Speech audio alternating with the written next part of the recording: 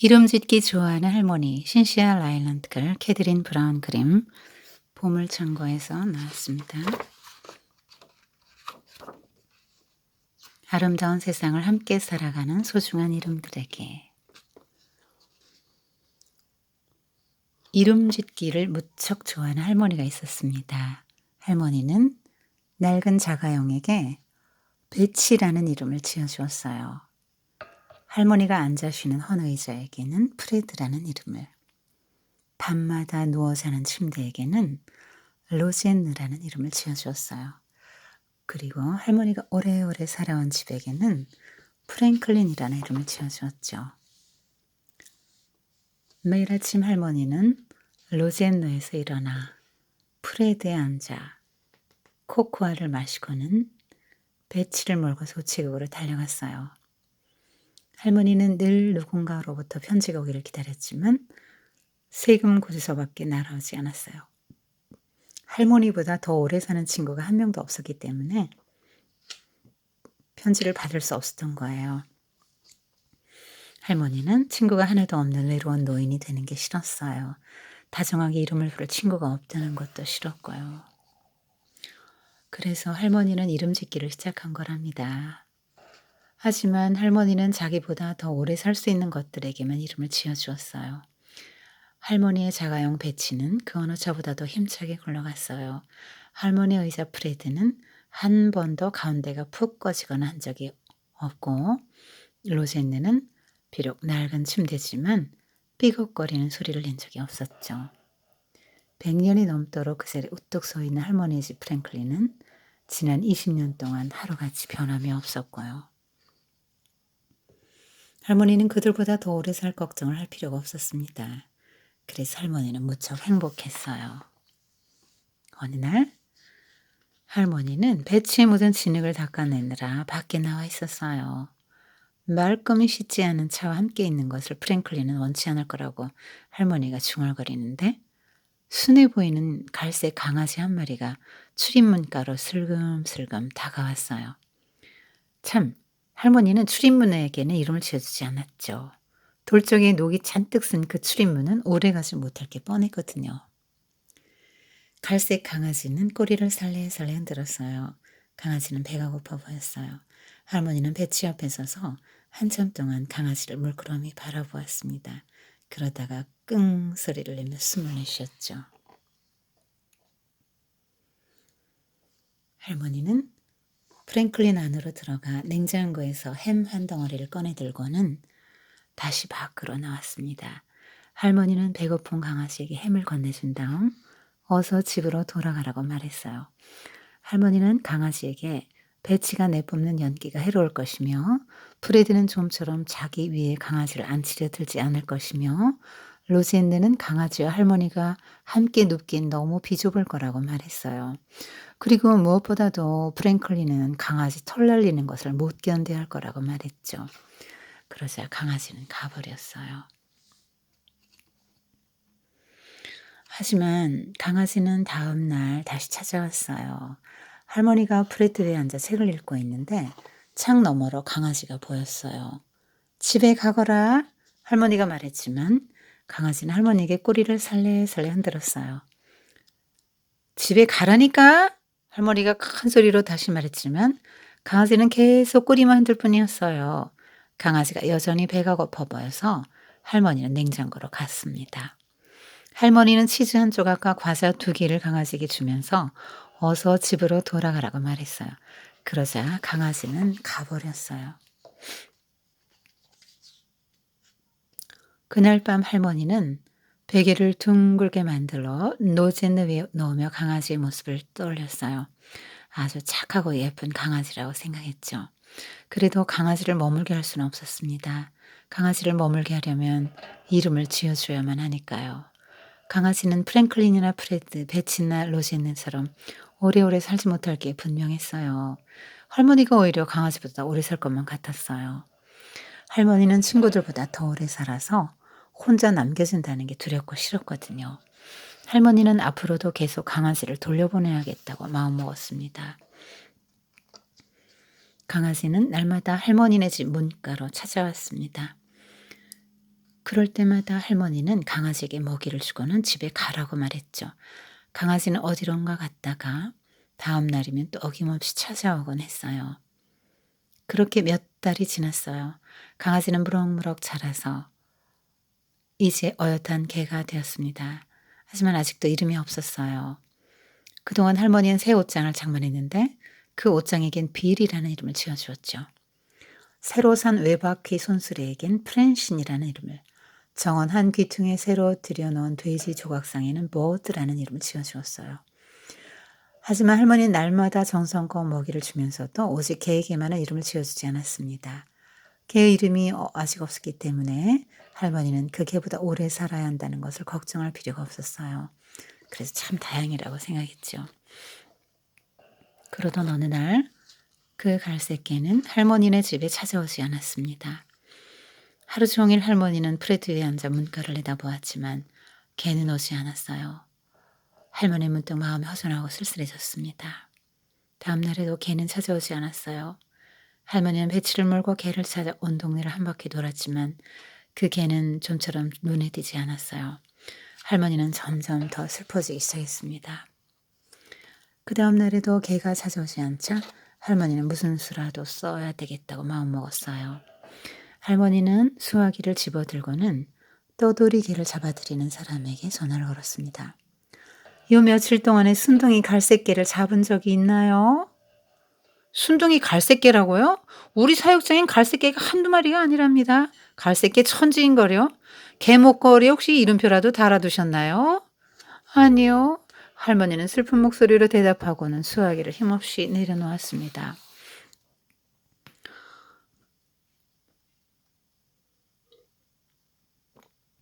할머니는 계단에 앉아 목걸이 이름표가 없는 순둥이 갈색개를 생각했습니다. 어디에 있건 그 개는 날마다 할머니네 집 문가에 찾아오기 마련이었고 할머니는 개에게 먹이를 주고는 어서 돌아가라고 이르게 되어 있었다는 것을.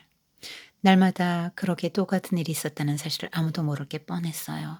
순둥이 갈색개는 목걸이도 없고 이름도 없었어요. 그러니 할머니와 개 사이를 아무도 모르는 게 당연했죠. 할머니는 한 가지 결심을 했습니다. 할머니는 프랭클린의 문을 서둘러 잠그고는 배치를 몰아 떠돌이 개들을 보호하는 사육장으로 달려갔어요. 우리 개를 찾으러 왔어요. 할머니의 말에 사육사가 털색깔을 물었죠. 갈색이에요. 그러자 그 개가 몇 살이냐고 물었어요.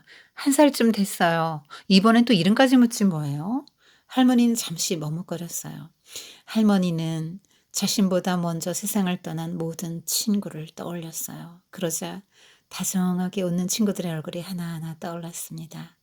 사랑스러운 친구들의 이름도 모두 생각났습니다. 그리고 이렇게 좋은 친구들을 사귀었던 게 얼마나 큰 행운이었는지 깨달았습니다. 할머니는 자신 있게 말했습니다. 우리 개 이름은 럭키랍니다.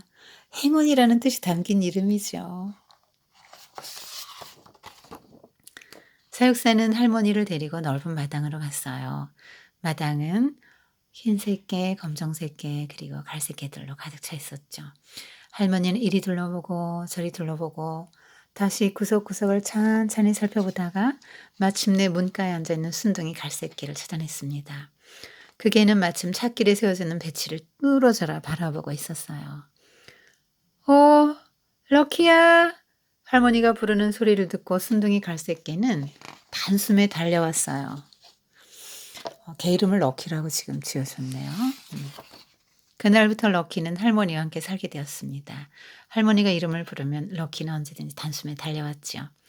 다행히도 배치가 내뿜는 연기가 럭키를 병나게 하지도 않았고 프레드는 기꺼이 자기의 럭키를 앉도록 허락했죠. 그리고 프랭클린은 럭키의 털이 날리는 것을 조금도 탓하지 않았어요. 그리고 로젠네의 따뜻한 품은 매일 밤 럭키와 그 이름을 지어준 할머니가 함께 눕고도 남을 만큼 넓고도 넉넉했답니다.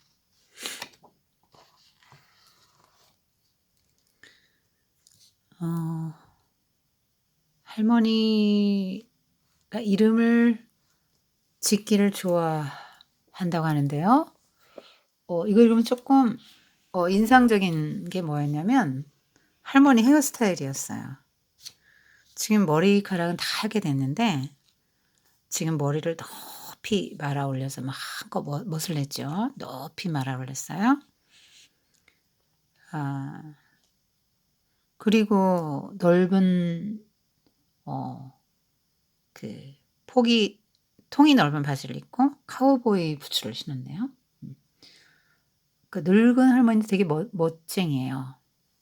그리고 또 하나 좀 인상 깊었던 게 뭐냐면 어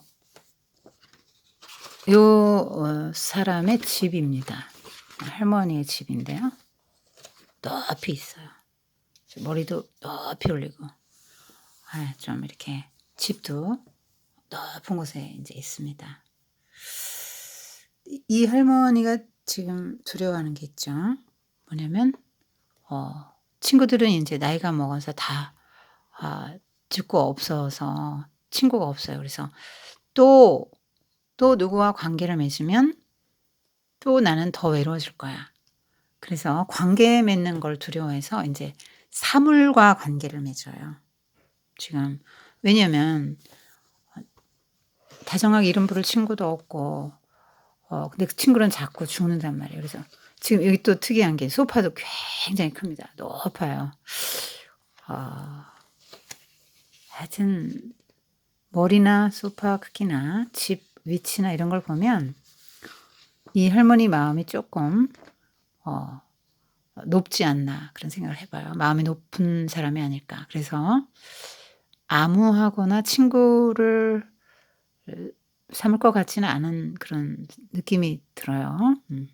그리고 어 지금 이 할머니는 그 인제 요런 사물들에게만 인제 이름을 지어 주는 거예요.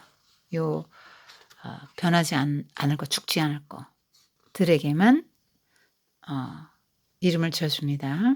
그리고 관계를 맺어요, 사물과. 근데 인제 사실은 이런 것들 사물과의 관계는 인간은 이제 감성이 있잖아요. 얘네들은 감성이 없거든요.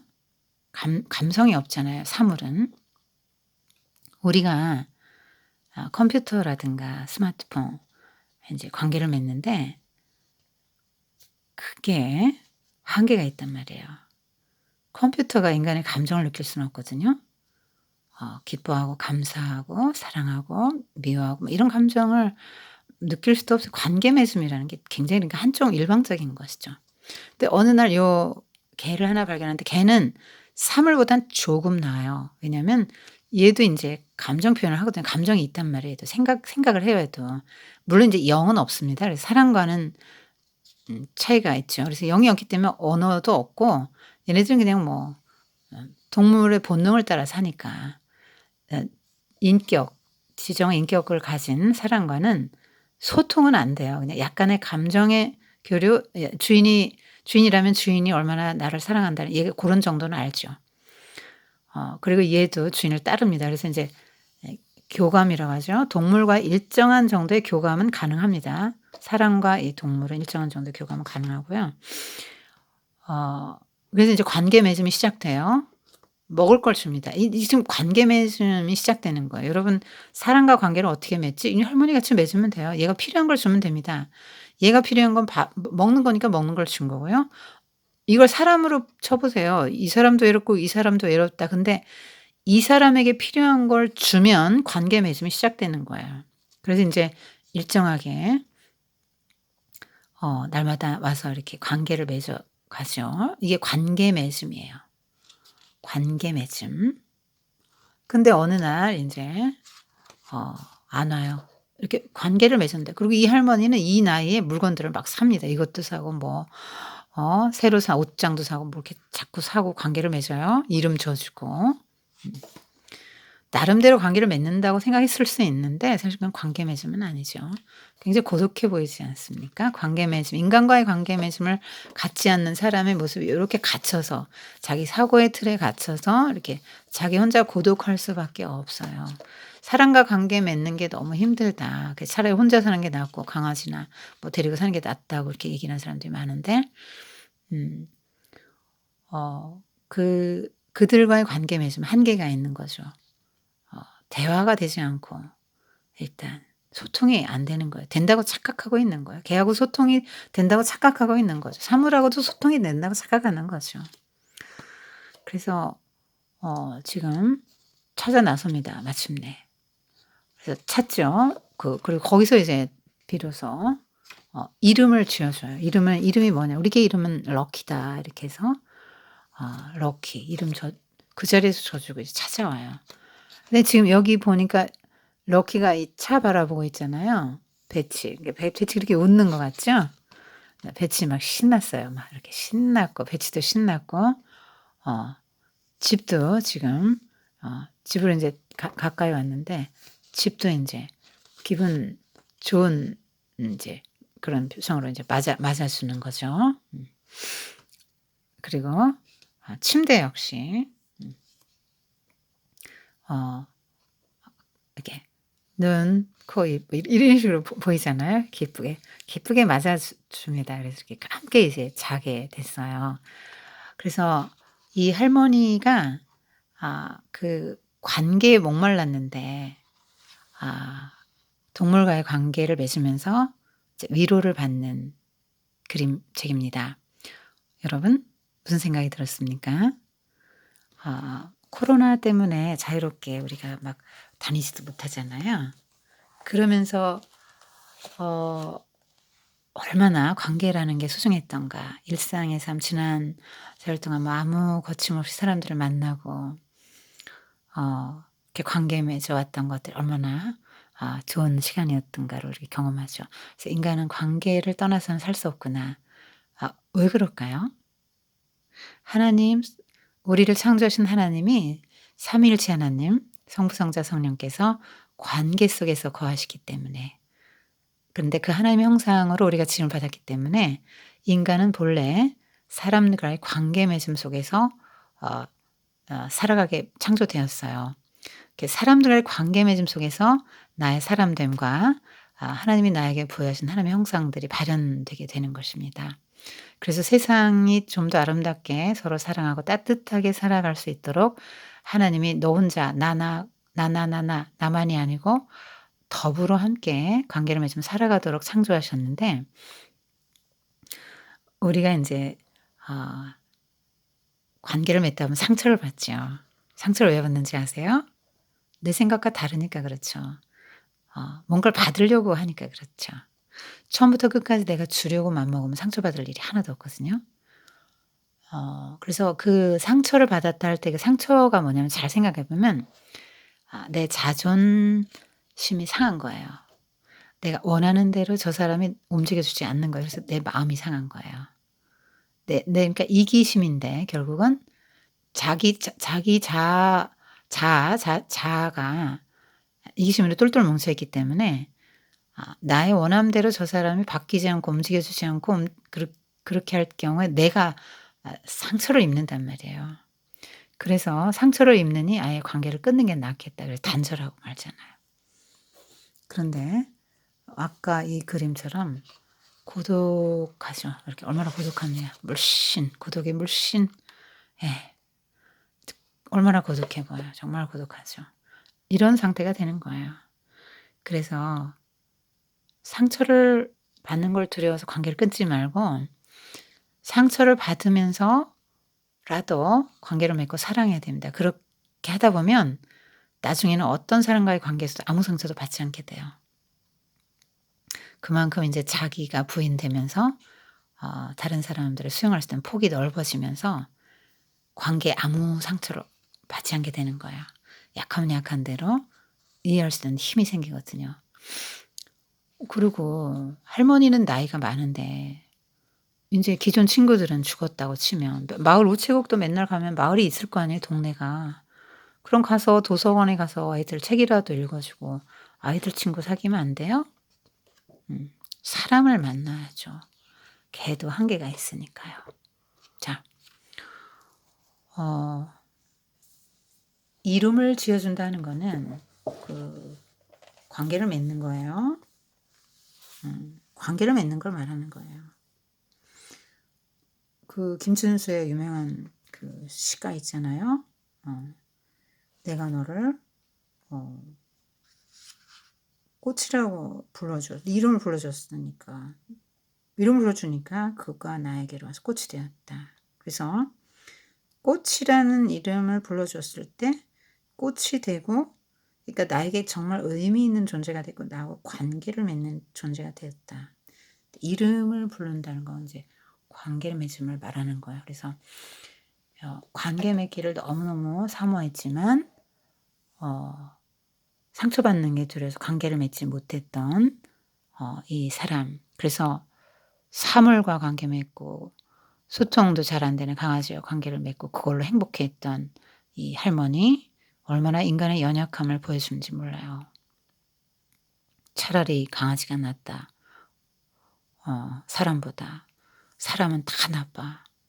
그 나쁜 사람 안에 나도 들어가요. 누군 이래서 끊고 저래서 끊고 그럼 고독해지죠. 나는 나쁜 사람 아닙니까? 그 사람들만 다 나쁘고 이기적이고 자기 생각밖에 못하고 욕심쟁이고 그 사람들만 나쁜가요? 나도 나쁜 사람이에요. 그 사람들 입장에서 나도 나쁜 사람이죠.